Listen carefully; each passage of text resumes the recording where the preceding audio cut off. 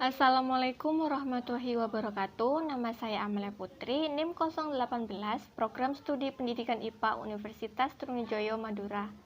Pada kesempatan kali ini, saya akan memaparkan hasil review jurnal saya yang berjudul Pembelajaran iCare Berbantuan Praktikum, Peningkatan Problem Solving Skill dan Hasil Belajar Siswa pada Materi Jaringan Hewan. Identitas jurnal. Judul jurnal yaitu Pembelajaran iCare Berbantuan Praktikum untuk Peningkatan Problem Solving Skill dan Hasil Belajar Siswa pada Materi Jaringan Hewan. Nama jurnal yakni Jurnal Inovasi Pendidikan IPA dengan penulis Lili Triani, Sri Wahyuni, Eli Purwanti atau Mitahul Huda, Diani Fatmawati, dan Husama. Adapun jurnal ini terbit tahun 2018 dengan volume jurnal 4 nomor 2. Halaman 158 sampai 168 yang diakses pada link berikut.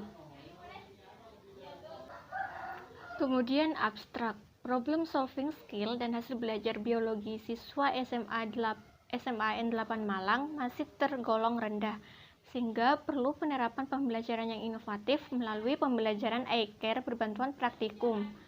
Penelitian ini bertujuan untuk menganalisis keterlaksanaan pembelajaran, peningkatan problem solving skill, dan peningkatan hasil belajar siswa pada materi struktur dan fungsi jaringan hewan di SMAN 8 Malang. Penelitian tindakan kelas ini dilaksanakan dalam 4 siklus, di mana setiap siklusnya terdiri dari tahap perencanaan, tindakan, observasi atau evaluasi, dan refleksi. Subjek penelitian adalah siswa kelas 10 IPA 2 yang berjumlah 30 orang. Metode pengumpulan data adalah observasi dan tes formatif dengan menggunakan instrumen berupa lembar tes, lembar penilaian problem solving skill, dan lembar observasi keterlaksanaan pembelajaran. Hasil penelitian menunjukkan bahwa penerapan model pembelajaran iCare berbantuan praktikum dapat meningkatkan keterlaksanaan pembelajaran, problem solving skill, dan hasil belajar siswa. Pendahuluan. Yang pertama, mata pelajaran biologi umumnya dirasa sulit dipahami oleh para siswa karena cenderung rumit dan banyak istilah-istilah asing yang sulit diingat, salah satunya pada materi struktur dan fungsi jaringan hewan. Kemudian yang kedua, pelaksanaan pembelajaran cenderung ceramah, monoton, serta tanpa adanya praktik. Hal tersebut menyebabkan siswa merasa bosan dan kesulitan dalam menerima materi pembelajaran biologi. Yang ketiga, siswa sulit untuk mengingat kembali materi pembelajaran karena hanya sekedar menghafal konsep tanpa memahami substansinya. Ditambah lagi, minat baca siswa sangat kurang. Kondisi tersebut tentu menyebabkan siswa kurang paham dengan konsep yang sedang diajarkan, di mana hal tersebut bisa mengarah atau bisa menimbulkan terjadinya miskonsepsi. Kemudian, yang keempat, berdasarkan penelitian-penelitian sebelumnya, rata-rata hasil belajar siswa pada materi struktur dan fungsi jaringan hewan masih berada di bawah KKM dengan kemampuan pemecahan masalah yang rendah. Selanjutnya, ketidakpuasan terhadap hasil belajar menjadi tantangan bagi guru untuk merancang pembelajaran yang lebih efektif dan efisien sebagai upaya memperbaiki hasil belajar dan kemampuan pemecahan masalah siswa ke arah yang lebih baik. Salah satunya dengan menerapkan pembelajaran iCare berbantuan praktikum. iCare merupakan kepanjangan dari Introduction atau pendahuluan, Connection atau koneksi, Application atau aplikasi, Reflection atau refleksi, dan Extension atau perluasan. Metode.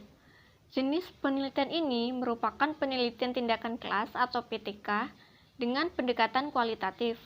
Penelitian ini dilaksanakan dalam 4 siklus, di mana setiap siklusnya terdiri dari 2 kali pertemuan selama 2 jam pelajaran, yaitu 2 kali 50 menit. Setiap siklus tersebut terdiri dari 4 tahap yang mengacu pada spiral model dari Kemis, Taggart, dan Nixon tahun 2014 yang meliputi perencanaan, tindakan, observasi atau evaluasi, dan refleksi.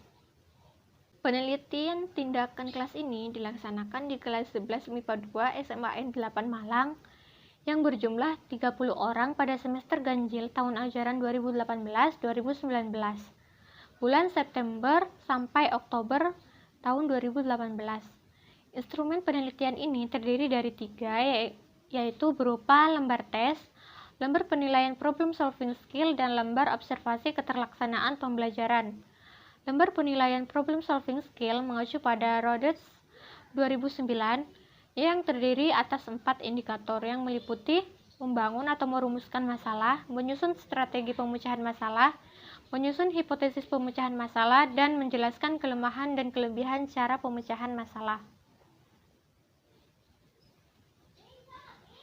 Kemudian, pengukuran ketercapaian pembelajaran dari aspek guru dan siswa dilakukan dengan membuat persentase yang mengacu pada Arikunto 2001 dan Huda 2013 dengan rumus E sama dengan E per N dikali 100%, di mana P merupakan persentase ketercapaian, E itu total skor yang diperoleh berdasarkan yang diamati, kemudian N yakni skor maksimal. Kemudian berikut tabel kategori ketercapaian pembelajaran serta kriteria ketercapaian hasil belajar siswa.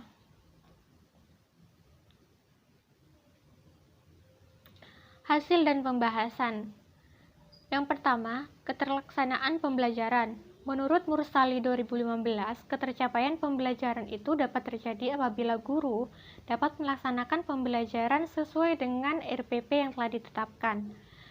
Berdasarkan grafik tersebut menunjukkan bahwa ketercapaian pembelajaran baik dari segi aktivitas siswa dan aktivitas guru itu cenderung mengalami peningkatan pada setiap siklusnya. Berdasarkan grafik tersebut juga menunjukkan bahwa siswa cenderung lebih aktif dalam pembelajaran, di mana hal tersebut terlihat dari grafik nilai aktivitas siswa lebih tinggi dari aktivitas guru.